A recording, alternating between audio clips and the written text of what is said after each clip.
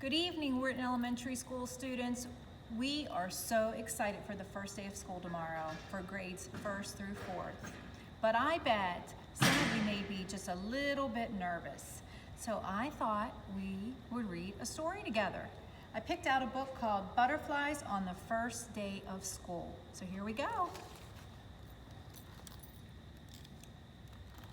A month before school, Rosie picked out her very first backpack. It was covered with flowers and she loved it with all of her heart. She paraded around proudly. Don't worry, she told her sister Emily, someday you'll be big enough to go to school just like me. Rosie practiced raising her hand, writing her letters, and saying her teacher's name. She couldn't wait to start school. But the night before her first day, Rosie couldn't sleep. In the morning, her belly hurt. She didn't touch her chocolate chip pancakes. Maybe I'd better stay home, said Rosie.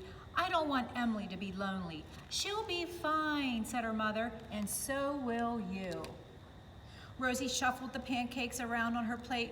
Come on, sweetie, said her dad. Time to go. Rosie slowly pulled on her backpack. I don't feel well, she said.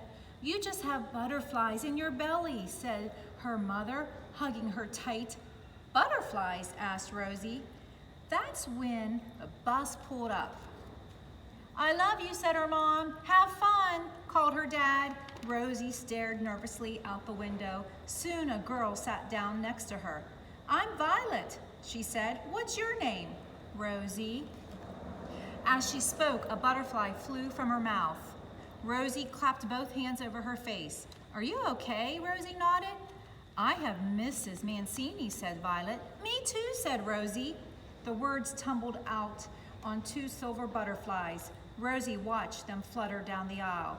Violet didn't seem to notice. Welcome, said Mrs. Mancini as the girls entered the classroom. Hang up your backpacks, then meet me on the rainbow rug. Everyone fidgeted in a circle. Let's get to know each other, said Mrs. Mancini. I'll go first. I have a golden retriever named Barney. I love chocolate cake, and I'm terrified of spiders. Violet went next. I'm allergic to dogs, she said, and sometimes to my brother Alex. This summer I rode a train for the first time, said Jay. I want to be an astronaut when I grow up, said Allison. The butterflies built up as Rosie waited for her turn. Suddenly, all eyes were on her. Rosie took a deep breath. I have a baby sister named Emily, she said. 3 butterflies flitted into the air. I love to sing and play soccer. I wish I had a freezer in my room so I could eat ice cream whenever I want. The class laughed. Rosie's belly felt a little better. After that, Rosie sat at the art table. She painted a flower on a giant easel. She made one for Violet too. Then they helped Jay build a train out of blocks. From time to time, butterflies rumbled into Rosie's belly. Occasionally, 1 or 2 slipped out, but by recess, she could barely feel them anymore. Rosie dashed onto the playground.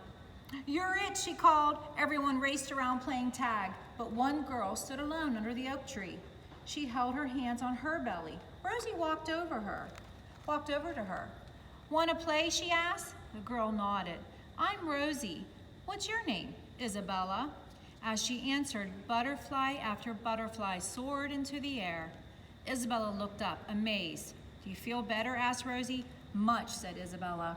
At the end of the day, Rosie waved goodbye to all her friends. She ran off the bus and leaped into her mother's arms. School is so fun, she said.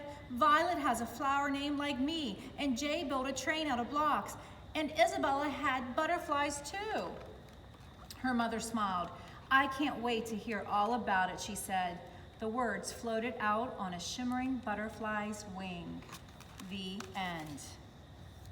So I hope everyone gets a good night's sleep. And even if you have just a little bit of butterflies, I want you to know that tomorrow is going to be a great day and you're going to have so much fun. And I want you to look forward to our next story, which will be on Tuesday.